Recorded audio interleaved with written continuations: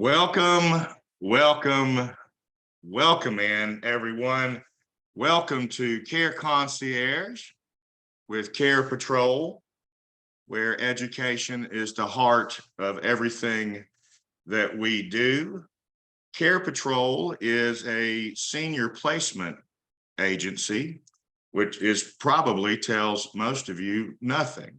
I think it's far better to tell you that I'm more like a real estate agent for assisted living.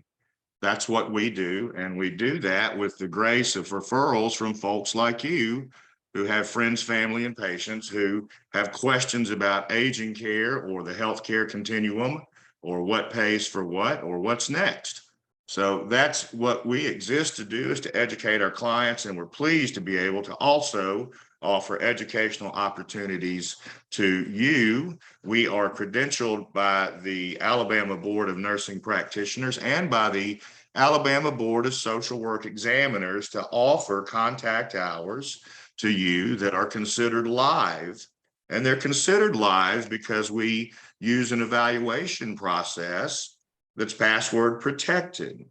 And that password is given out at the end of the presentation, thus ensuring to the boards and to us that you were present and received the education that we were giving and delivering live.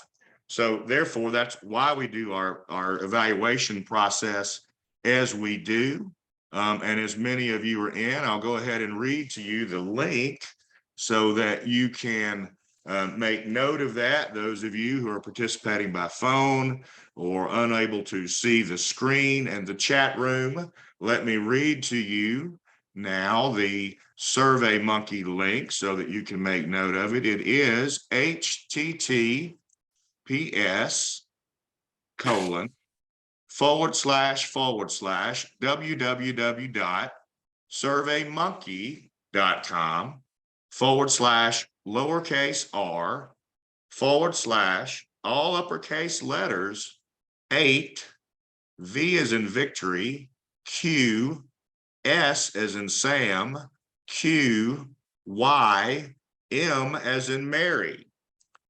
Again, one more time for anyone who needs to make note of the evaluation link today. It is https://www.surveymonkey.com/lowercase r/all uppercase letters, the number 8, V as in Victory, Q, S as in Sam, Q, Y, M as in Mary. That's our evaluation link today. I have to tell any of you, and I'm sorry to say, that if you had signed up for our October 31 Halloween CEU, that Dr. Chandler Caldwell will be needing to reschedule. He was involved in a fairly serious car accident and is recovering. If you know him, I'm sure he would love a word of support as he gets through this. And I know that when he is able and his schedule allows, we'll invite him back and he will be with us. But today we're continuing our October series, which is what you asked for. Now, in our evaluation, we ask a lot of questions, one of which is, what topics would you like us to present? And one of the overwhelming responses to a poll and evaluation we did was that our audience would like to see clinical topics delivered by clinicians. And so we've offered that throughout October and will continue doing so in November. And today I'm very pleased, honored actually, to welcome Dr. Andrew Duxbury, MD, who is a professor of clinical geriatrics at UAB. He's from Seattle, went to Stanford undergraduate, graduated from University of Washington, his home state, medical school, and then practiced at UC Davis in Sacramento Medical Center prior to joining the faculty at UAB. He also worked with Birmingham the Veterans Association's home-based primary care program, and he's been a medical director for a number of agencies and communities in our area, in the Birmingham area. And then in addition to being really an excellent physician, in my opinion, and in the opinion of many others, he also has a second career on stage and is an accomplished actor in local theater. I think this has been a lifelong passion of his, and he's president, in fact, of the board of Opera Birmingham. And then really now has a third career. He's a prolific writer. And during the COVID epidemic, he wrote The Accidental Plague Diaries, which is an award-winning volume, and it will be published again next month. So it is not only decorated, it is also selling quite well because it's very well done. He is really also, in addition to all of this, an accomplished speaker. I've heard Dr. Duxbury present on numerous occasions, and each time I've been delighted by everything that I've learned from him. And as I say up above, sometimes you don't know what you don't know until Dr. Duxbury tells it to you. So without delaying any further, I'd like to welcome Dr. Andrew Duxbury, who will discuss with us Medicare. Thank you, Dr. Duxbury. It's my pleasure to be here. I assume I can be heard. You're heard very well. And just so you know, and everyone knows, they can unmute to ask you questions if they like, or they may ask them in the chat room, in which case I may try and find a place where I can ask their question to you. That's fine. Well, thank you, Sean, for inviting me. Now I have to live up to that introduction. Okay. So the topic I'm going to talk about today is Medicare. And Medicare, as we all know, is the health insurance program funded by the federal government for older individuals. And so in order to kind of understand that, the first thing we have to define is who's old. And the federal government defines that as being age 65. Now, the issue with that is what happens in a society where share is 76. And why do we use the age of 65? And we use it because it is enshrined in law. It is enshrined in the Medicare law, which was passed in the mid-1960s, 1964. And they used 65 in the Medicare law because it was part of an older law, the Social Security laws, which were written in the 1930s. And Congress used 65 at that time. Now, why did Congress in the 1930s decide that 65 was old? You might think it was because they looked at actuarial tables, or they took it from personal experience, or they had some science behind it, but that's not actually true. They just borrowed it. They borrowed it from Great Britain, who had used 65 in their old age pension laws back in the 1920s. The British borrowed it from the French, and the French borrowed it from the Germans. So our story about our definition of old and 65 starts in Germany. And it starts much earlier than you might think. It starts in Germany of the 1870s. And this is Germany, which is being unified under Otto von Bismarck.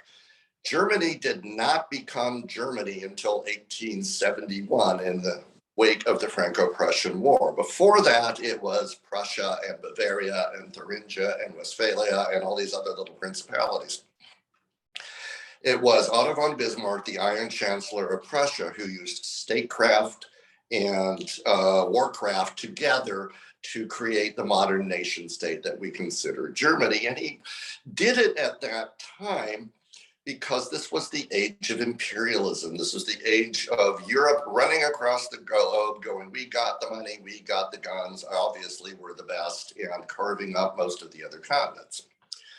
If you think about it, we can all think of ex-British colonies and ex-French colonies, but try to think of some ex-German colonies. There are a few, but there are very few because Germany was not unified to be able to be part of that race. And von Bismarck used that falling behind of Germany to really push things forward. Now, von Bismarck was not a stupid man, and he knew that in order for this new society of his to succeed, he had to have his population buying in to a central federal government in Berlin rather than into the local government in Dresden or Leipzig or Hamburg or wherever people had been looking for their their guidance. And so, in order to get people to really buy into the federal government, he invented something that had never been invented before. He invented the idea of the public pension, the idea that a society would give money back to its citizens in older age when they were past working life, in return for them having contributed to that society through their working lives. Now, pensions were not new. I mean, the ancient Roman legionnaires got pensions coming back from the wars.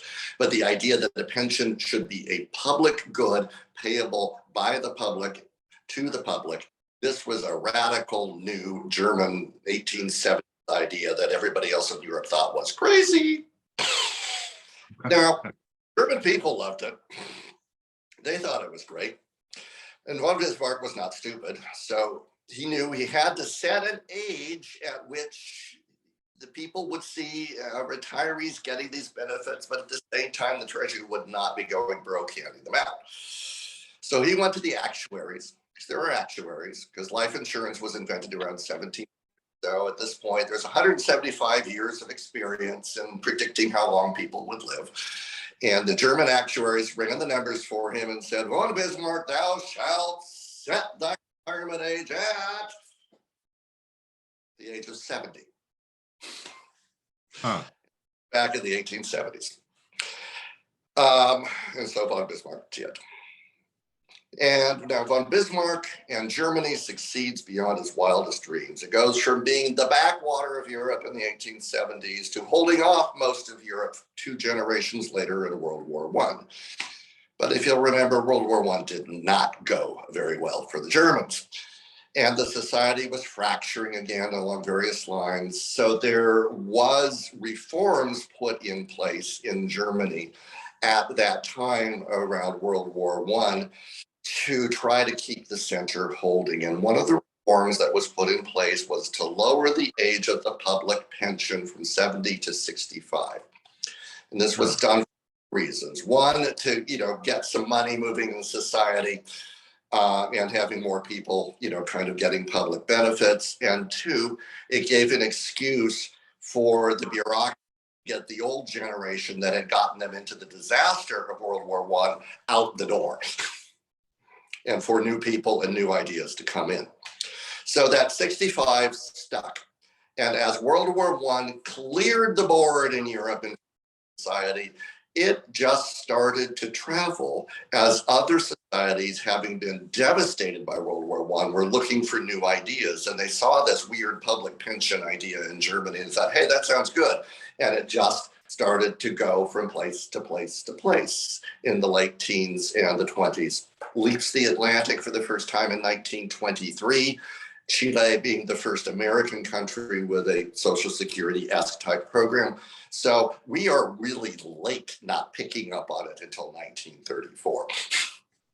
But the 65 just traveled with it because it made a certain amount of sense in terms of longevity and health at that time. So 21st century American health policy is based on mid-19th century German actuarial figures as modified by the World War I experience. It's true. So the other thing now, besides the definition of age, is we have to figure out just what Medicare defines as, being health. What was it designed to do? Now, every society that has ever existed has had a healthcare system of some sort because we are social animals and we want to take care of each other. It's in our basic biology. Our brain patterns make us do this. And in most societies, it's the healer is there to kind of intercede with the gods to keep the bad juju away or to somehow, restore the balance in some way, whether that's through poultices or feathered battles or prescriptions at Walgreens. So the model of health as we all understand it on a very primitive level, because it's existed for thousands of years, is what we call the acute care model of medicine. A person gets sick, they become diseased in some way, shape, or form. They turn to the healer or the healing system saying, there is something wrong, fix me.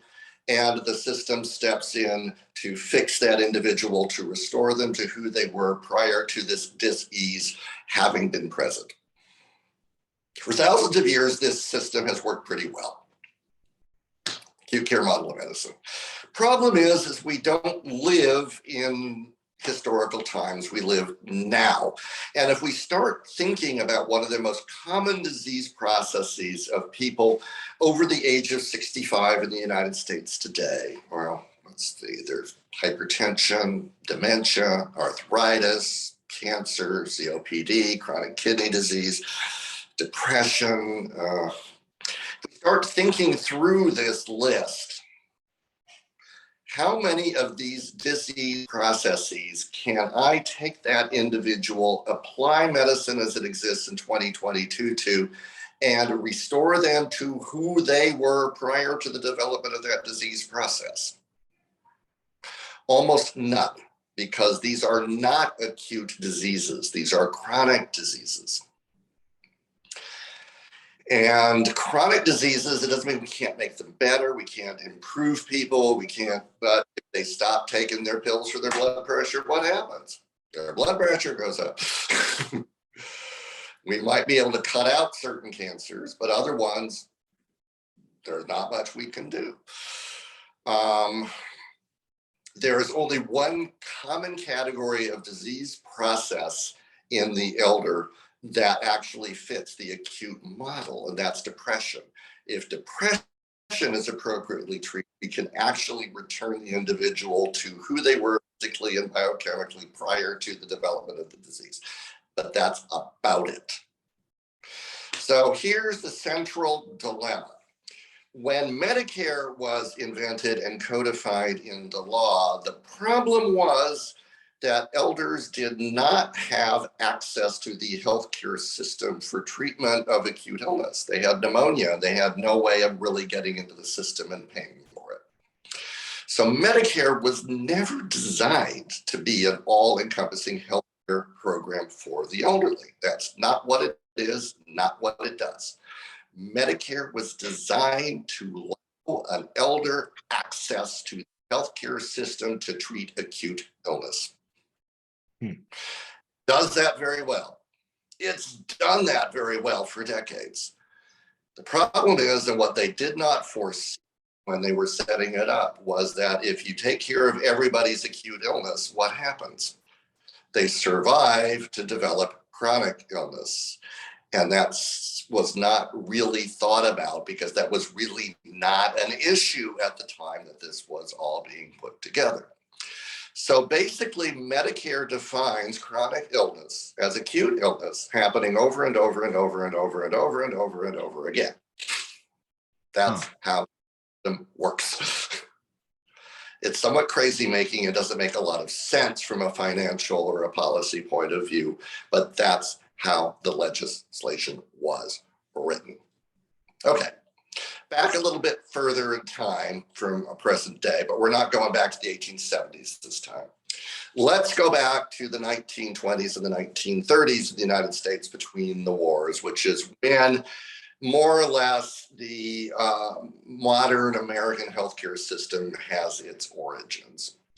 And I know none of us was there for the most part, but we've seen old TV and movies and that. So we all know the image of the doc, loading up the Model T with his bag and driving off to make his rounds. Because the vast majority of providers, they're almost all men, are, physicians. They've been relatively well trained, because this is after the Flexner Report and the reforms in medical education.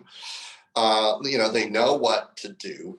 And their job basically is to care for the health of a community.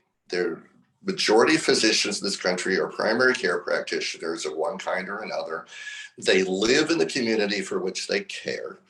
They know their patients, they know their patient's family, they know their patient's social networks, so they can spend a lot of time thinking about all of the co-determinants of health that are not just biologic and innate in that individual. They know where your maiden aunt lives and that she can come in and help with the nursing.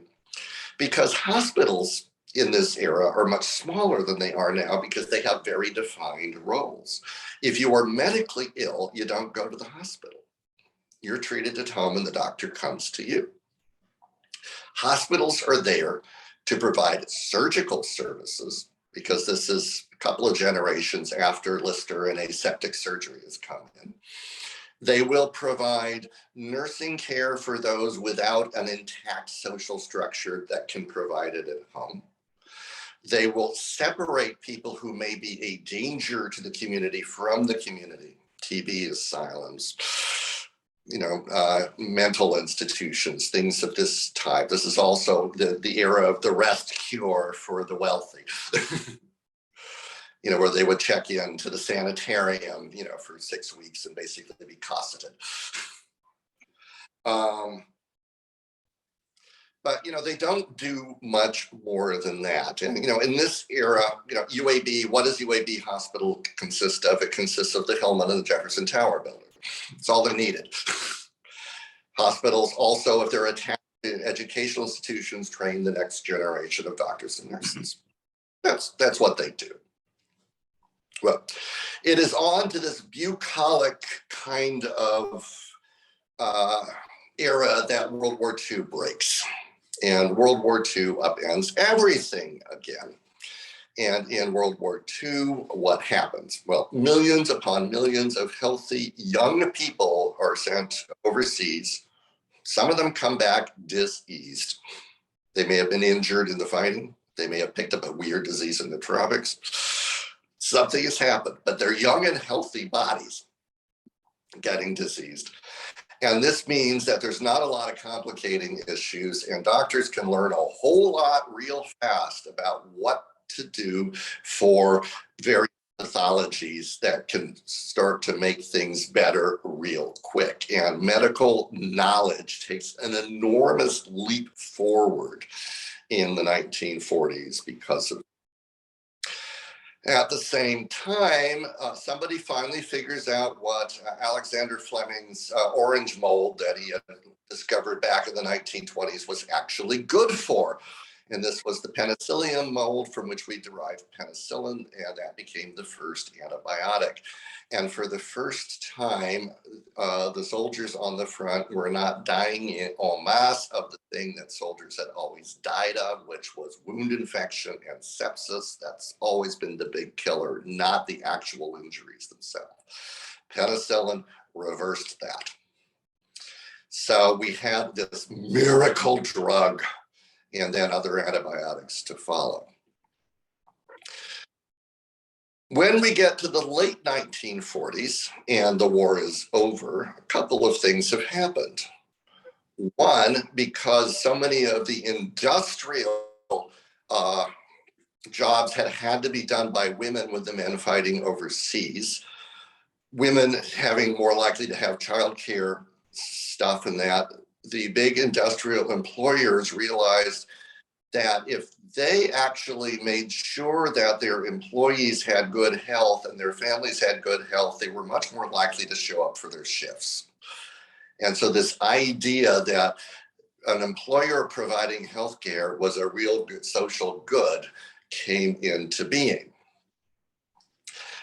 Also, what happened is we were one of the only advanced societies whose infrastructure had not been bombed flat over the previous 5 or 6 years.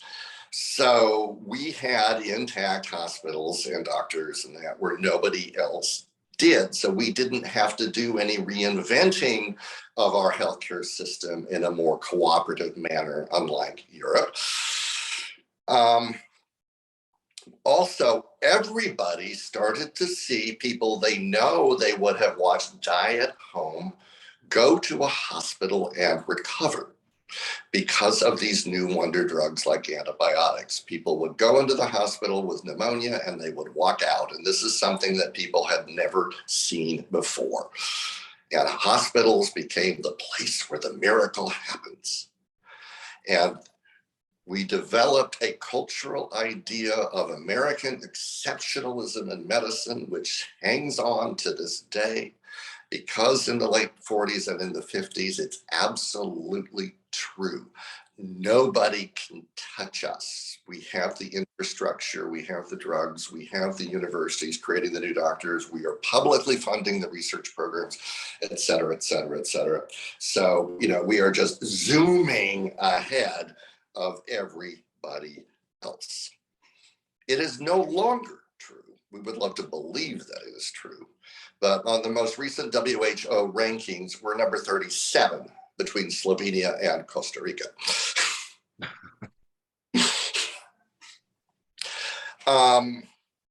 The hospitals became the most important piece of the health system because they were where the miracles happened. And the entire system shifts from a focus on the home to a focus on the hospital. And then there's this weird little historical accident of things shifting, and it happens in no other society, from a public tax-supported system to an employer-supported system because of that which had been discovered, compounded by the fact that when the white-hot manufacturing economy of the 40s that rose to meet the pent-up demands for manufactured goods for the world, because no one had been able to buy much of anything since 1929. There were still wage and price legislation on the books left over from the Depression that prevented large manufacturing companies from actually offering higher wages to prospective employees as an inducement to coming to work for them. So if you were running American Steel and you could not offer a higher wage than Bethlehem Steel, you had to offer something else instead to get people to sign on the dotted line. And this is the birth of the benefits package, the chief of which was health insurance. So here we are, go, go, go, grow, grow, grow, 1940s, 1950s.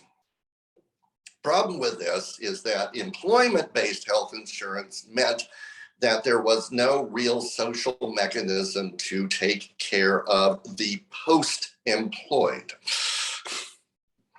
What do we do about people that have retired? So let us say it is now 1960 and I am 72 years old and I have retired a few years ago and I get pneumonia. Well, the hospital's where the miracle happens and I'm going to go there and I am going to get fixed.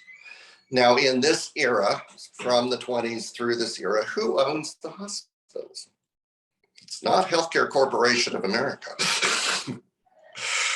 Hospitals are the entire health system is almost all owned by not-for-profit entities with particular social mission. They are owned by religious organizations. They are owned by public entities such as city and county governments. They may be owned by a cooperative of a number of small towns in a region to put a hospital that can be of use to everybody in the region. So, these people have a mission to fix you when you come through the door. And so I'm 72 years old and I am post-employed and I have pneumonia. They're going to fix me. And who is going to pay the bill?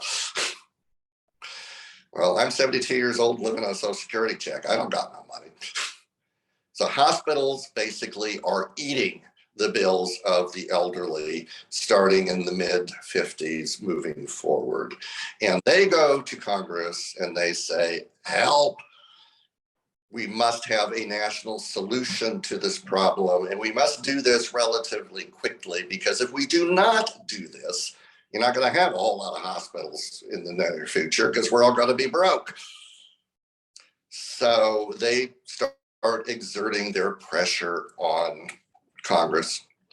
And Congress took up legislation that had been sitting around since the mid-1930s for public health institutions, which had originally been drafted as part of the New Deal, but left off the table, and then put forward by Harry Truman in the late 1940s, but it ran into Eugene McCarthy. Socialized medicine, red, and did not get through Congress at that time. Well, in the early 1960s, after the Kennedy assassination, with Johnson in the presidency and a democratically controlled Congress, all of the Great Society programs went through Congress, wham, wham, wham, wham, wham, which included Medicare and Medicaid. And Medicare went into place in 1964, became law in 1965. Harry Truman being given the first Medicare card. Now, of course, there were just as many battles over complex social legislation then as there are now. And, the hospitals pushed hard to get it through. There was an equally powerful lobby pushing hard to prevent it. And that was the AMA. The doctors basically said, look, there's a certain kind of magic in healing. And there's a dyad, a physician and a patient, and all decisions should happen within that dyad. If you insert a federal dollar, you insert a federal decision maker, and it becomes a triad, and that is a recipe for potential disaster. They lost the argument, but they tried real hard. They hired a celebrity spokesperson, a B-movie actor who was kind of out of work, to go on the road and stump and give speeches against Medicare. His name was Ronald Reagan. It was the beginning of his political career. The doctors lost, the hospitals won. And so in 1965, on the books comes the Medicare legislation. And the first piece of the Medicare legislation that rolls out is what is known as Medicare A. And Medicare A is basically hospital insurance. It pays your hospital bill. Your form is originally envisioned, there was an annual deductible, and then it took care of everything after that. To get Medicare A, you have to be paid into it. And that means that you have to have had Medicare withholdings from your paycheck for a minimum of 40 quarters or 10 years over your working life. If you haven't paid into it, you are not eligible. Now, most people who have any kind of working life in this country become eligible relatively easily, and they more or less sign up for it on their 65th birthday. Used to be at the same time that you signed up for your Social Security check, but now with Congress having moved up the Social Security age over time, there's a little bit of separation. Social Security fulls is now going to start at 67. But the Medicare age remains 65. Once you sign up for Medicare, once you're deemed eligible, it's in place, it's there. You don't have to think a whole lot about it. It just kind of covers you.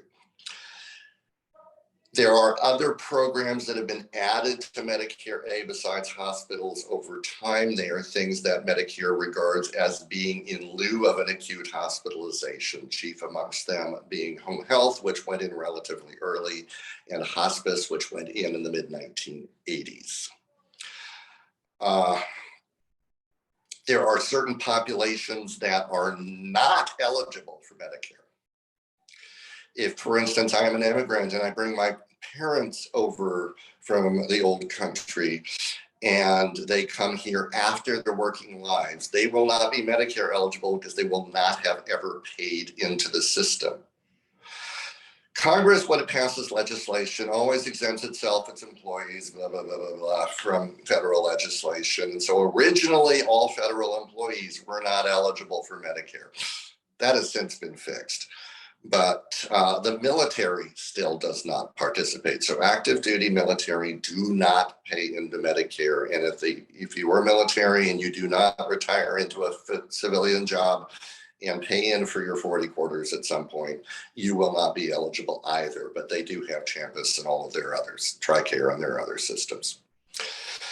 So that is A. The other piece that rolled off right away was Medicare B, and this was basically the sop to the physicians for having lost the battle. And this is health insurance that covers your outpatient needs. It pays your doctor's bill. It pays for x-ray and lab. It pays for medications administered in the doctor's office, things of this type.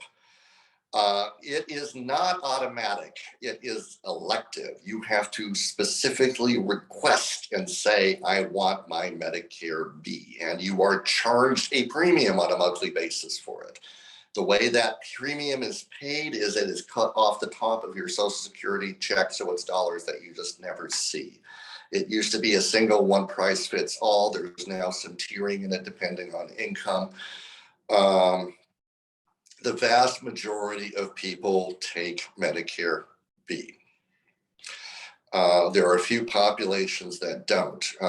People who rely on the VA often will forego their Medicare B because they've always relied on the VA system, which is independent and separate from the other federal systems for their health care.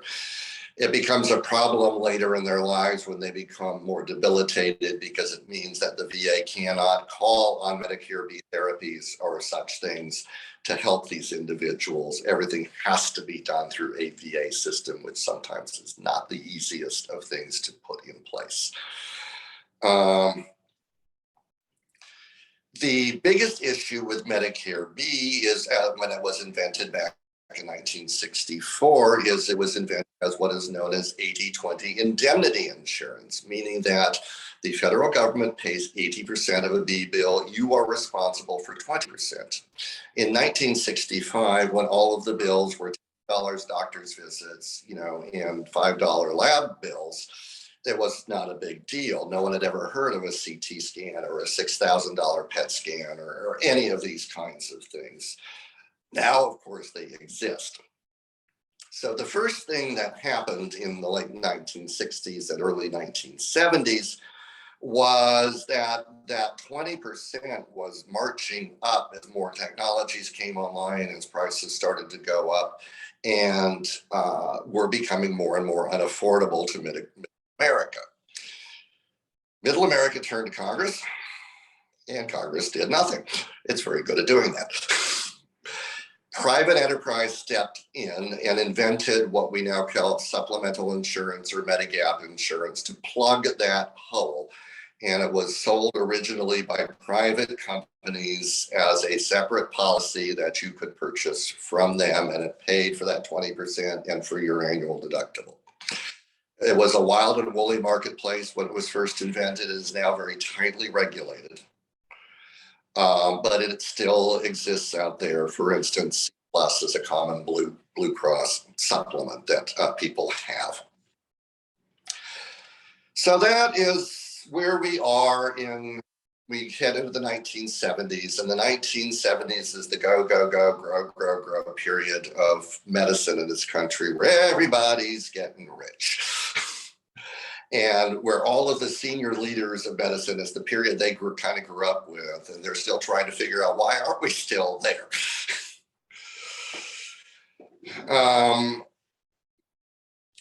The Medicare budget in 1965, the cost of the federal government was about $2 billion, which would be about 30 billion in today's dollars. And Johnson gave a speech saying we projected forward 25 years to 1990, and we know at that point that Medicare will be $8 billion. The actual cost in 1990 was $88 billion, so it was only off by a factor of 11. And it has kept going up. It's now roughly $500 billion because of the increases in technology, medical inflation, changes in population, numbers of people eligible. All of this adds together so that Medicare has had roughly a 12% increase over the course per annum over the course of its life. Now, if we could ever find an investment vehicle with a 12% rate of return, we would be putting every penny we could into it, because at 12%, you double it every 7 years. Wow. So Congress has taken notice of this. And so Medicare has morphed a little bit over the years because of this. The first major change happened in 1983. Prior to 1983, if someone was hospitalized on Medicare, the hospital basically just totted up the bill and sent it off to the computer in Baltimore and a check spat out. Starting in 1983, Congress said there's no control on that, and they came up with what is known as the DRG system, diagnosis-related group, meaning that anybody hospitalized under Medicare can be put in a particular pigeonhole, of which there are, I believe, 753 at the moment, and that the payment will be fixed depending on which pigeonhole they go into for their diagnosis. There are adjustments for rural versus urban and various and sundry other things, teaching versus not teaching hospitals, all of that. But it's a fixed payment system. The thought being that if you were a wise and virtuous hospital, you would, of course, be taking care of people for less than that payment, and you would make a profit. And if you were the malevolent, evil hospital, that you would change your practices to match the one of the wise and benevolent hospitals. It didn't really work, because what happened is every hospital became adept at coding and making sure people went into exactly the best possible DRG that they could for reimbursement purposes. The next big shift happens in 1987. And in 1987, there is a huge hue and cry in public health circles about what is known as catastrophic costs. Because it had been noticed, and this is now some 20 years after Medicare has come into existence, that people who are on Medicare are going broke because of their health costs. And this shouldn't. But it's not everybody, it's just people with catastrophic costs. So Congress passes legislation to make Medicare a stop-loss program, meaning that if you spend more than $2,000 in a year on your health costs, that at the $2,001st dollar, Medicare would step in and pay everything else, so nobody would be going broke because of health costs. Sounds like a great idea. Congress passes it with huge fanfare in 1987. And you never heard of it because they repealed it in 1988 before it actually took effect. And the reason for this is because they knew they would have to put additional tax dollars into the Medicare program to pay for the additional benefits that would be coming from this. And they decided that the way that they would do this would be to increase taxes, but only increase taxes on Medicare beneficiaries. So only people who could possibly benefit from this would have their taxes increased. Well, they thought, oh, that's fair. The senior lobby went ballistic.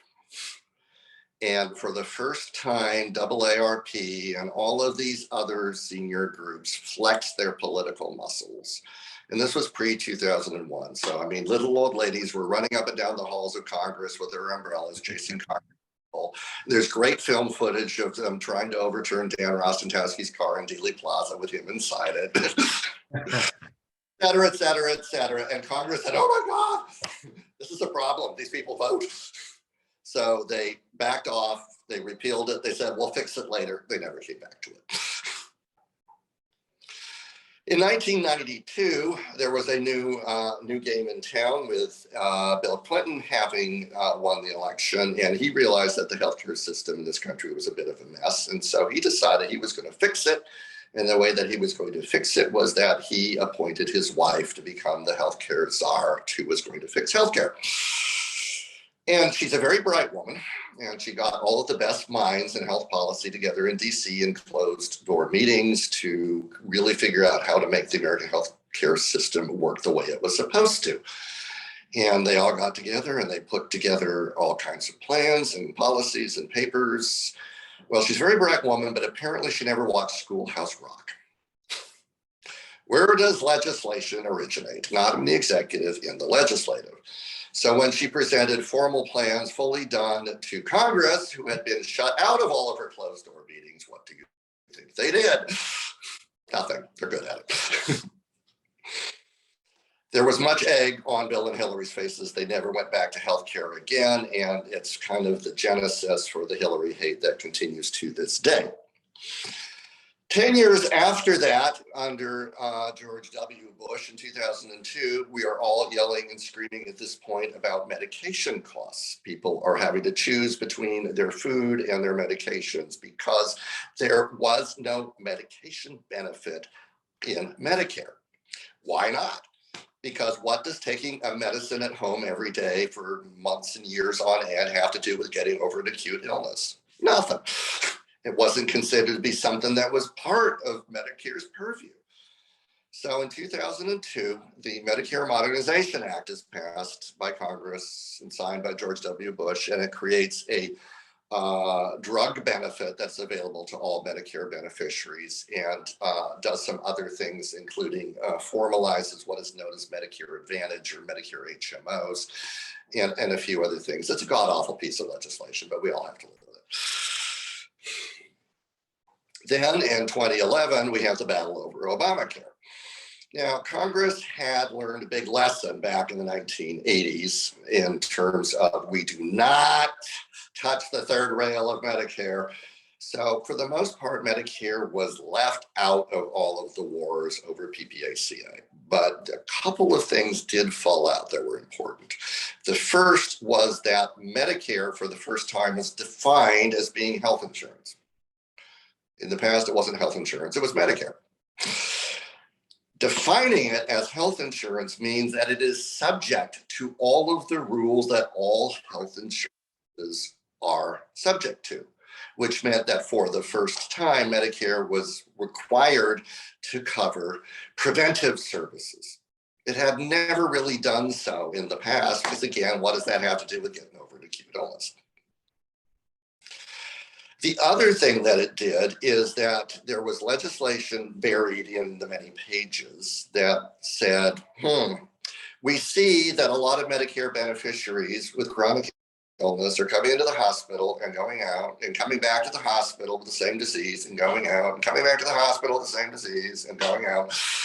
Maybe health systems aren't really making these people better the way that they should.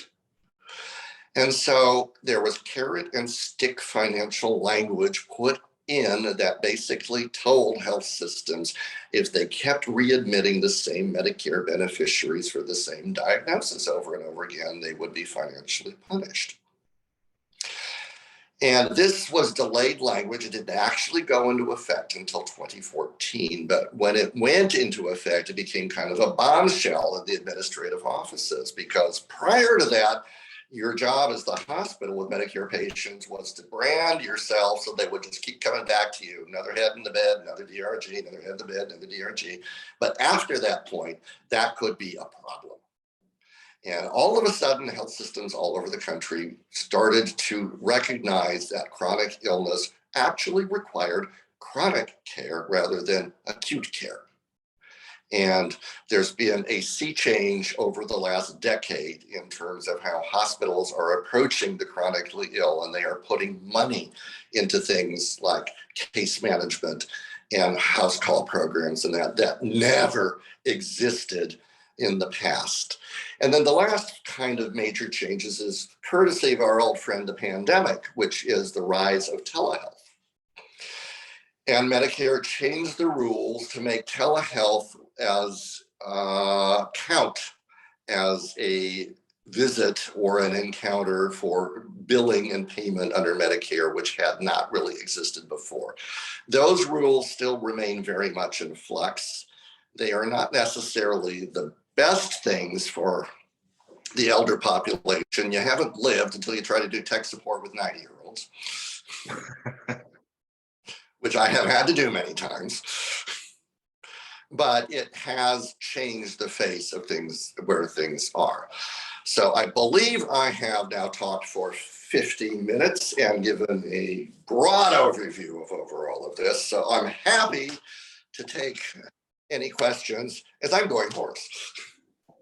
Well, I actually have a question, and I think you kind of addressed it, but I'd like, if you can, tell me more about functional aging versus like chronological aging and how that's sort of determined. I know you mentioned, Cher is 77 and Yeah, clearly a vital person. defining old based on age. And developers break the over 65 population into four subsets. The young old, 65 to 74, the middle old, 74 to or 75 to 84, the old, 84 to 99, and the oldest old, 100 and over. And if you were to define programs just based on that number, which is easy for governments to keep track of. I mean, the government knows how old all of us are because of our social security numbers and that. It's really easy for them to create programs based around chronologic age, which is why most are. Functional age means that you only really become old when you develop enough physiologic or cognitive issues to prevent you from living the life that you have defined for yourself over the decades. And this is how geriatricians and how I tend to think of somebody as old. If you're 80 years old and you're driving all over town and you're running 3 different volunteer organizations and you take your blood pressure pill and you go to your doctor once a year, you're really not old. If you're 65 years old and you're confined to a wheelchair and you can't walk on your own and needs help getting in and out of the bath and your memory is fading, you're old. Mm-hmm. It's very difficult for public agencies to keep track of people based on functional criteria because they're always a moving target. And they can vary from time to time because somebody who is usually very, very well could become functionally quite old for a brief period of time following a knee replacement. Okay. And need a bunch of extra help there for a few months, but then return back to where they were and then no longer meet those functional definitions. So trying to figure out how to set up criteria for programs based on function is very, very difficult. And nobody has yet quite figured out how to do it. It seems to me if anybody will, it's Medicare. I mean, they seem to collect data on everything that lo and behold, a few years later becomes policy. And then, I think people who are in leadership are either blamed or congratulated for something they maybe had very little to do with because the data collection was 6 years prior. Yeah, exactly. In terms of, for instance, the Medicare Advantage programs, which are the Medicare HMOs, which are all administered through private companies, they are closely regulated and watched, and an enormous amount of data flows from them back to CMS, and they then get what are known as the star ratings. 2-star, 3-star program. In nursing homes have similar things going on with them. The data on which those stars and that is based is always, years out of date. So what we're seeing now is probably based on data pre-pandemic. Yeah, of course. Yeah, so what will happen when the pandemic era data starts to hit the system? I don't know. We've got huge issues at the moment. 98.5% of senior communities of any country are currently short-staffed. Yes. What's that going to do? Well, and nursing homes really seem to be on the verge of dying altogether. Yeah, because families have taken their easy care patients out of nursing back into the home, which is the way it always used to work. For ones where the amount of money that they were paid to care for them was more than it actually cost to care for them, and what's left are the people that are too complex for families to really handle at home, and those average payments are not enough. And then you add to that all of the shifts in the workforce, the fact that all of the salary bills and that in senior living were based around low-wage women, many of whom have withdrawn from the workforce over the last few years for various social reasons. It's a nightmare, and where it all goes, I don't know. Particularly as the boom continues to age, I use the share scale. How many years older or younger than Cher is this individual? That doesn't seem fair to the individual. He is emblematic of the first year of the baby boom. She's a 1946 baby, so she's 76 now. She'll be 77 next year. But the cadre of individuals that are the first year of the boom, it's not just Cher. It's Dolly Parton, it's Goldie Hawn, it's Sally Field, it's Liza Minnelli, it's Susan Sarandon, it's Diane Keaton, it's Bette Midler, it's George Bush, it's Donald Trump, it's Bill Clinton, it's Sylvester Stallone. They're all the same age. Huh. And all of whom are in better shape than I. So they're chronologically more fit than me. No, but we think of them as being young because the boom does not sociologically allow themselves or their icons to age. Oh. And they are starting to demand of the health system, when perfectly normal changes of aging are happening to them, fix this now. And this is going to put some enormous strains on healthcare because most of it cannot be fixed. They don't believe that. Uh-huh. Well, so I've been seeing a couple of recent articles that were entitled Medicare Advantage or Disadvantage. Do you have any particular insight on the role of so-called original Medicare versus Advantage? Original Medicare as designed, which is your Medicare A and B, and then a supplement, which and D to kind of fill in your gaps, is a federal program. It is good anywhere in the country that accepts Medicare. So I could go to a doctor at the Cleveland Clinic, I can go to one at Sloan Kettering, and I can go to one at Fred Hutchinson if I want to. It's all Medicare. Okay. Medicare Advantage is an HMO type system. And when you sign up with Medicare Advantage, they will usually throw in some perks. Gym membership, some, limited hearing or vision benefits that are not usually part of Medicare to entice you to sign up. But when you sign up for that program, you are signing up to work within their network. You give up your ability to go wherever you want, whenever you want. You must do things within their network and under their rules as they set them. You may only see the physicians with whom they contract, the home health agencies with whom they contract, et cetera, et cetera, et cetera, et cetera, et cetera.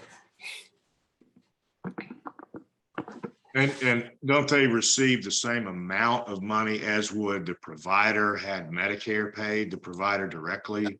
And yet you don't pay the provider as much? I get paid the same whether the person's on Medicare Advantage or on Medicare in general.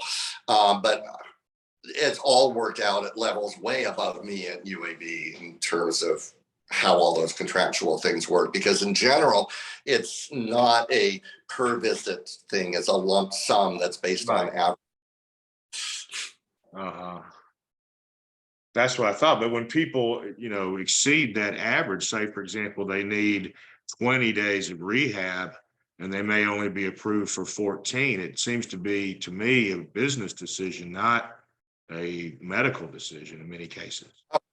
Everything in medicine is about business. Because where the system back in the 20s, 30s, 40s, 50s was owned and run by, not-for-profit entities with social mission and mom and pop organizations, starting in the 1980s, Wall Street woke up the amount of money sloshing around in the healthcare sector. It had never been interested before. And so the corporatization of healthcare begins, and there's been consolidation, and everything is now decided in business offices where they look at things through the lens of this is a entity that is manufacturing healthcare and encounters, and we will run it on the same business principles as every other business is run. Right. Gail Thrasher commented that when she worked in home health, that there was a plan selling to her patients that they bought, that the only hospital that was near them was not in the plan. Yeah. Yeah, it seemed typical. So we're at 59 minutes. I just want to tell you how fascinating this was and how much I enjoyed it and how much I appreciate you being agreeable to doing this for us today and for me. I know everyone here will have terrific comments when we evaluate, which again is at https://www.surveymonkey.com/lowercase r/8 B as in victory, Q, S as in Sam, Q, Y, M as in Mary, and the password that Dr. Duxbury chose for our use is geriatrics with a capital G. So remember, the evaluation is password protected. The password is geriatrics with a capital G. Again, Dr. Duxbury, I want to thank you for being here today and for sharing with us, and I hope you all have a great weekend.